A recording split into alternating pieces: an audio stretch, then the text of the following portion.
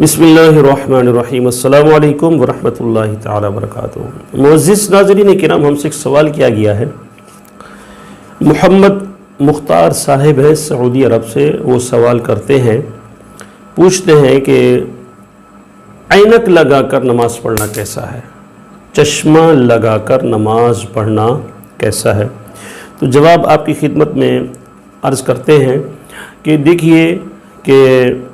سجدے میں پیشانی کا زمین پر لگنا اس حال میں کہ پیشانی جم جائے یہ فرض ہے، اور ناک کی سخت ہڈی کا لگنا، یہ والا حصہ، ناک کے دو حصے ہوتے ہیں، ایک نرم حصہ ہوتا ہے یہ جو ابتدائی حصہ ہوتا ہے، ایک ناک کی ہڈی کا حصہ ہوتا ہے یہ سخت حصہ ہوتا ہے۔ تو سجدے کی حالت میں ناک کی سخت ہڈی کا زمین پر لگنا واجب ہے، یعنی سجدے میں گویا کہ دو چیزیں لازم ہیں، ایک پیشانی کا لگنا فرض، اور دوسرا واجب کیا ہے؟ ناک کی سخت ہڈی کا زمین پر لگنا، اور اس طرح کا لگنا کہ ناک کی ہڈی کو محسوس ہو، پتہ چلے کہ یہ زمین کے ساتھ ٹچ ہو رہی ہے، یعنی ناک کی ہڈی اگر سختی محسوس کرتی ہے تو آپ کا واجب ادا ہو جاتا ہے۔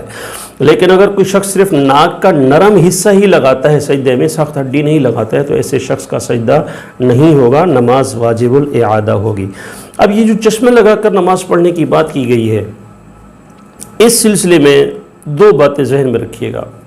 پہلی بات تو یہ ہے کہ آپ جو چشمہ استعمال کرتے ہیں بحالت نماز، اس چشمے کی فریم چاندی کی بھی نہیں ہونی چاہیے اور سونے کی بھی فریم نہیں ہونی چاہیے ہے کہ آپ علیہ الصلوۃ والسلام نے مرد کے لیے سونے کا استعمال حرام فرمایا اور چاندی کے استعمال سے بھی منع فرمایا ہے۔ چاندی کا استعمال صرف اور صرف ایک صورت میں جائز ہے کہ کیا مرد چاندی کی انگوٹھی بنوائے، اس میں ایک پتھر لگوائے، وہ انگوٹھی ایک نگ کی ایک انگوٹھی پہن سکتا ہے، وزن کتنا؟ 4.5 ماشے سے کم اس کا وزن ہو، مرد صرف چاندی کو انگوٹھی کی صورت میں استعمال کر سکتا ہے۔ اس کے علاوہ مرد کے لیے کسی بھی طرح کے کڑے پہننا یا اس طرح کے فریم استعمال کرنا، اینک کے دوسری کوئی چیزیں استعمال کرنا مرد کے لیے شرعاً منع ہے۔ تو اگر کسی شخص نے چاندی کی فریم کا چشمہ لگا کر نماز پڑھی یا سونے کے فریم، جو اینک کی فریم بنی ہوئی ہے سونے کی ہے، اس حالت میں نماز پڑھی تو اس شخص کی نماز نہیں ہوگی، اس کو نماز دوبارہ پڑھنی پڑے گی۔ یہ پہلا حکم ہے۔ دوسرا حکم یہ ہے کہ اگر آپ کا چشمہ ان دھاتوں کا نہیں ہے بلکہ پلاسٹک کا وہ فریم بنا ہوا یا کسی دوسری چیز کا بنا ہوا ہے،